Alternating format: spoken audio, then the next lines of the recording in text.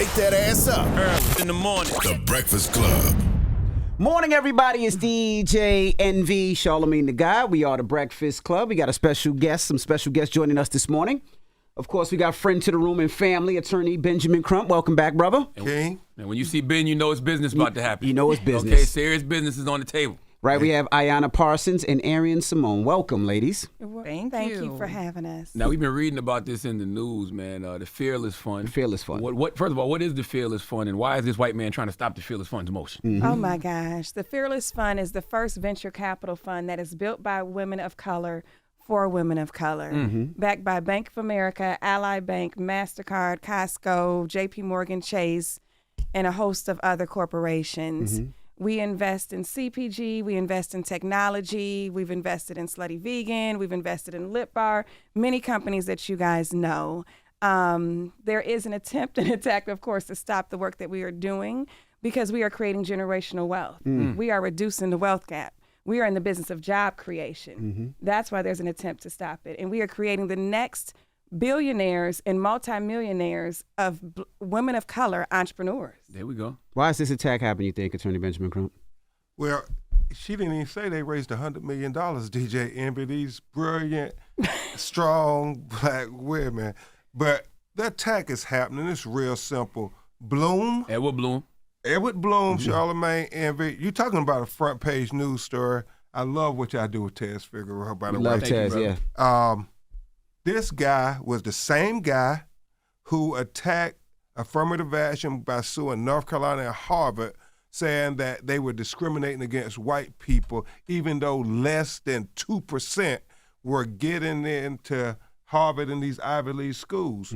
Now, this guy has attacked these sisters and black women and women of color. Charlamagne Envy, he said that they are discriminating against white women and white men, even though white men make up over 96% of venture fund money. You think about this.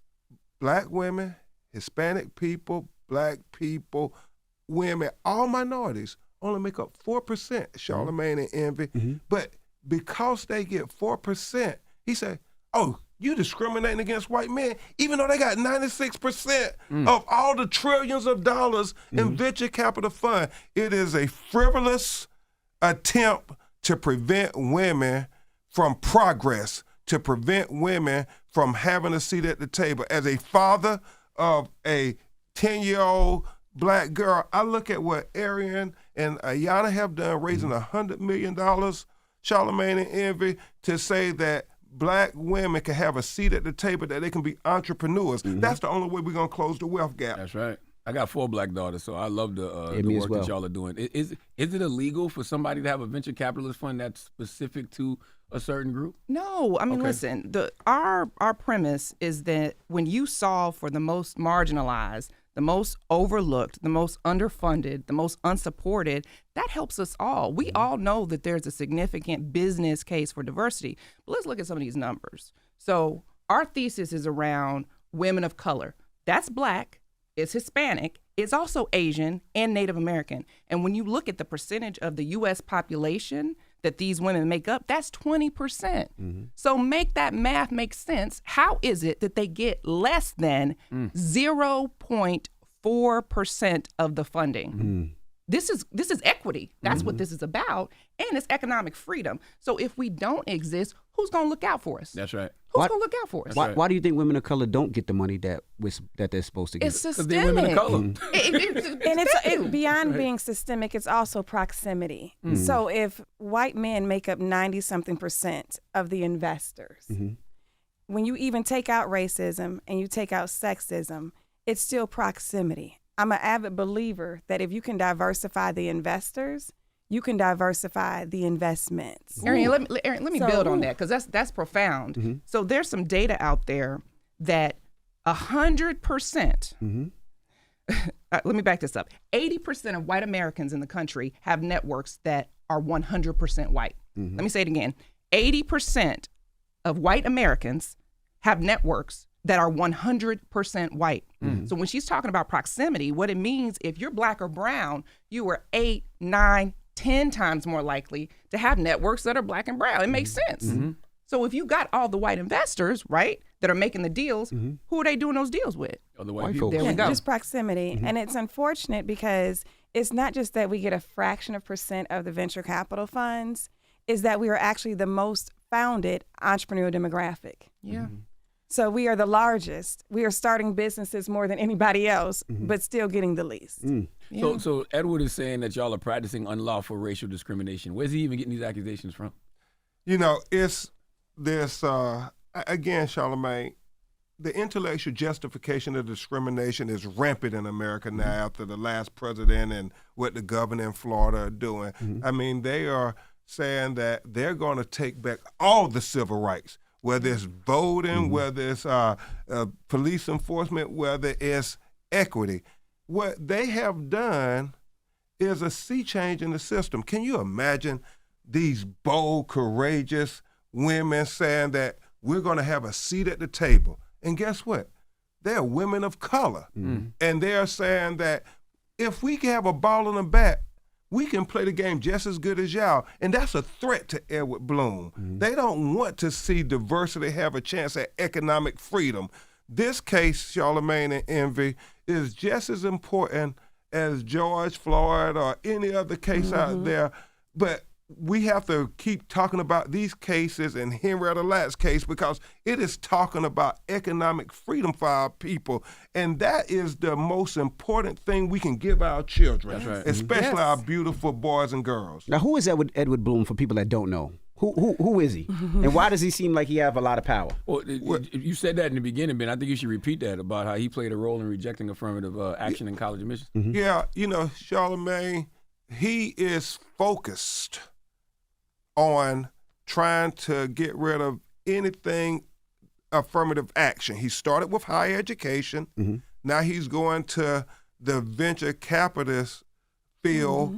After that, if he succeeds in that, then minority business enterprise, he's coming there next. And then after that, he's coming to regular employees, saying that anybody who was hired to try to have more diversity, any diversity, equity, and inclusion, all of that is discriminatory and it's illegal. And we have to remember over and over again that these guys will stop at nothing to make sure that we are marginalized, that our children are marginalized, that our grandchildren are marginalized. So this is a war. And I'm so proud to defend these two sisters who are leading the effort for economic freedom for our people. Edward Bloom was successful at the United States Supreme Court. He's emboldened now. And so we got to be emboldened too.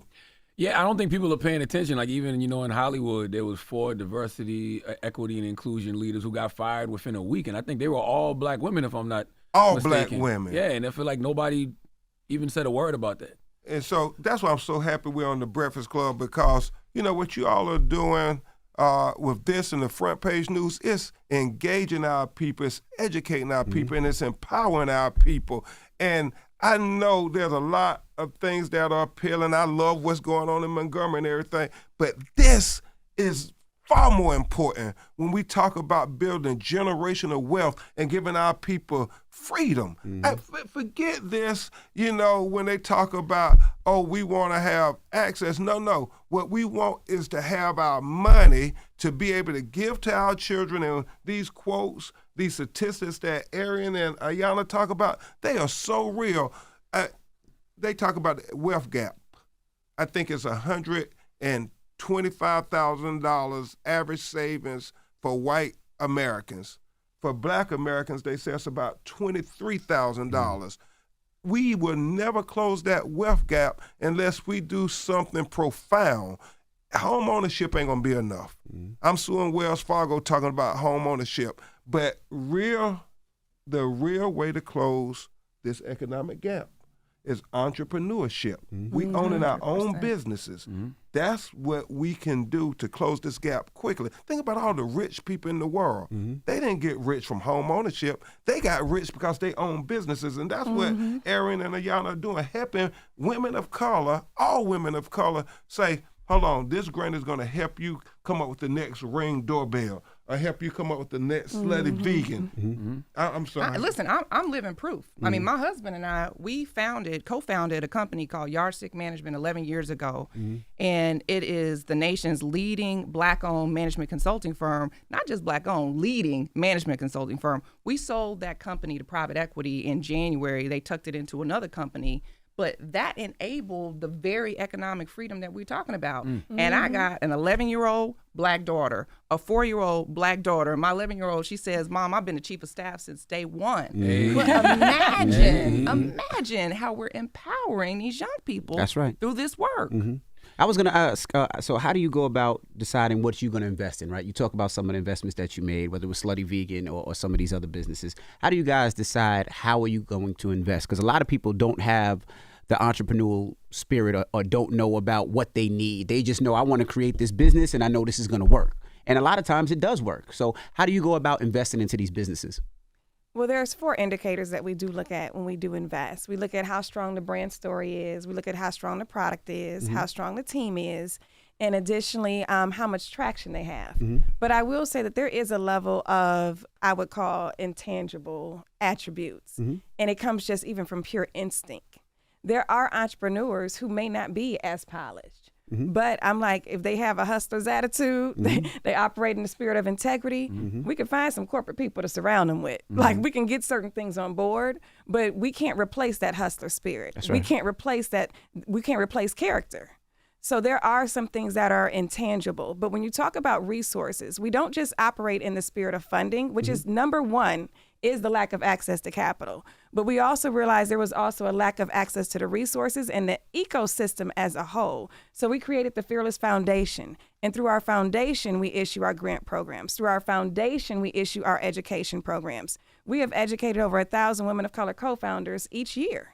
Wow. So we make sure that we provide them with the necessary tools they need to succeed, in addition to the funding. Question, was there a particular moment that got you on these people's radar? Like, was it somebody y'all invested in? Like, what was it? Can I say this for the answer to that? They asked that question over and over again. Why would Bloom pick these Black women? And you know what I think it is, Charlamagne? He thought that they would be the easiest ones to pick off.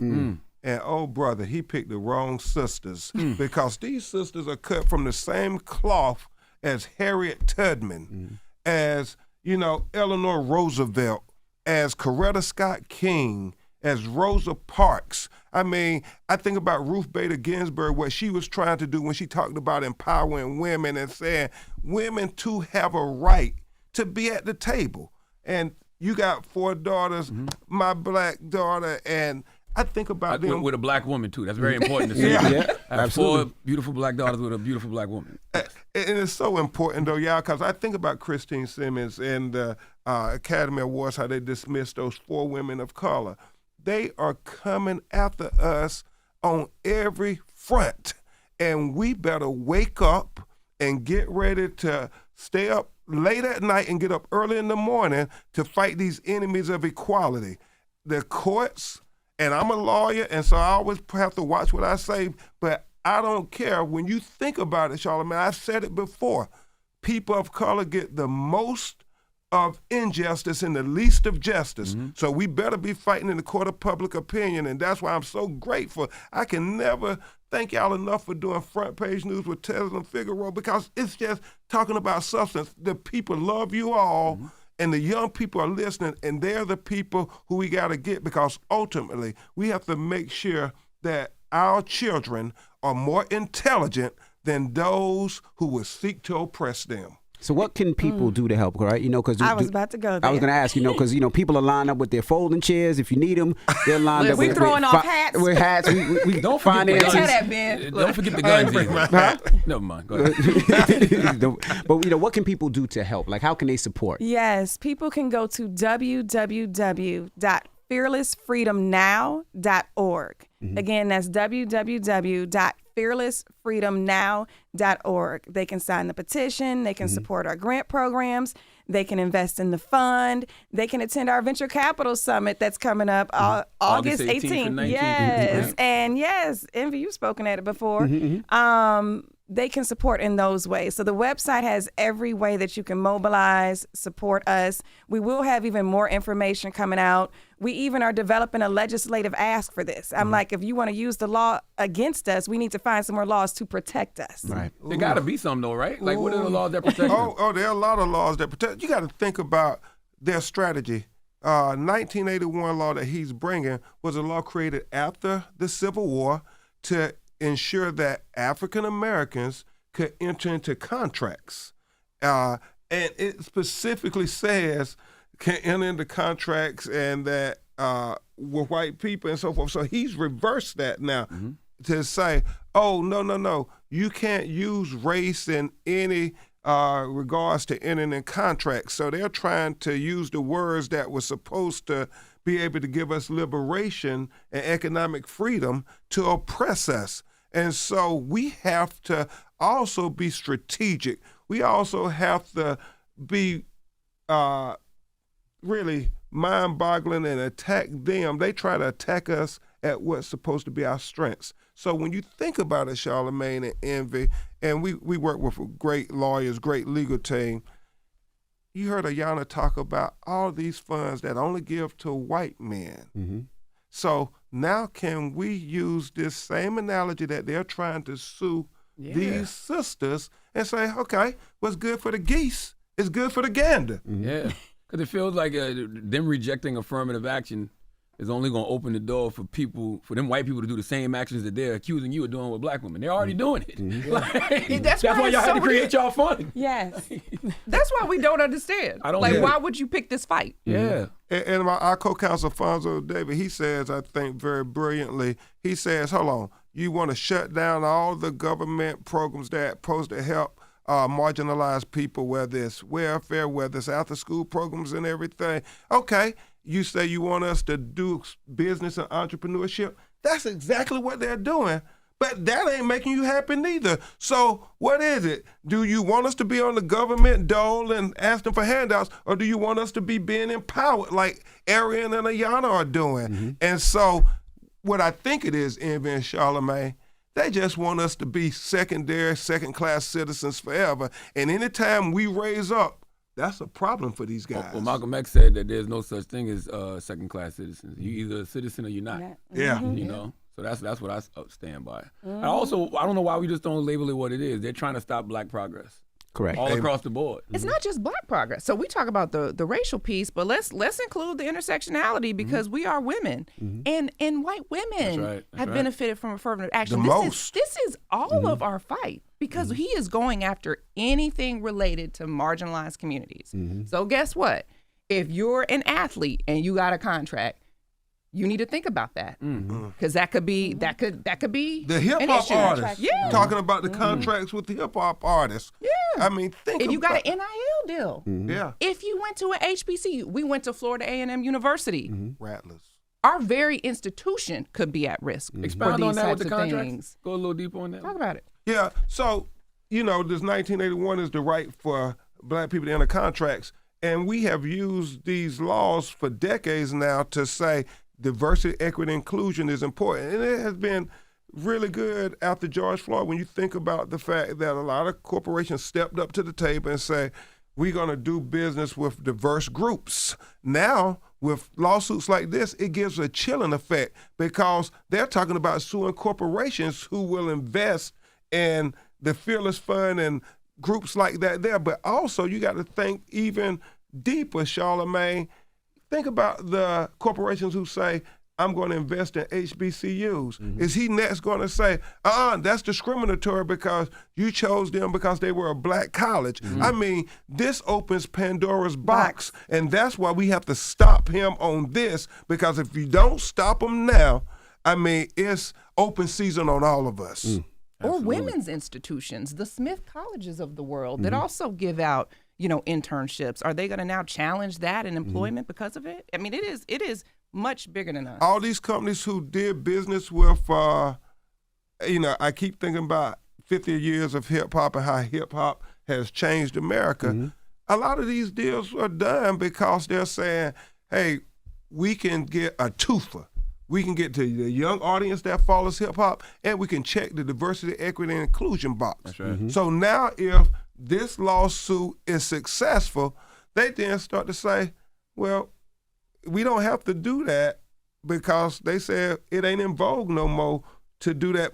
And more importantly, they said legally, we got an excuse not to fund diverse, marginalized groups. And so this lawsuit is so critically important. And I hope that all the people out there listening to the Breakfast Club will go on the Fearless Fund website and learn what the mission is. It is about trying to give economic freedom to marginalized people, especially women of color. I love that name. Can you tell them what that name means before y'all go? Fearless Fun? Fearless Fun. It means exactly what it says. As a Christian woman, as a believer, I believe that God doesn't give us the spirit of fear, but of power and of love and of sound mind. And I believe that we are to operate in the spirit of fearlessness and the spirit of boldness. I believe that our confidence is richly rewarded. So that's exactly what it means. Fearless. Well, I think God called you all for a time like this. That's right. Yes. Yes. Well, give them the information one more time for people listening. Well, you can go to www.fearlessfreedomnow.org to learn more about our fight. All right. Well, thank you so much for joining us. And this is anytime you guys in town, you need to come up here and whatever you need to discuss, whatever, it doesn't matter. Whether it's 6 in the morning, 7 in the morning, or 10. Attorney Benjamin Crump, you got the warm line number. Thank you, King. Appreciate that. Thank you guys so much. It's the Breakfast Club. Good morning. Thank you. Wake that ass up. In the morning. The Breakfast Club.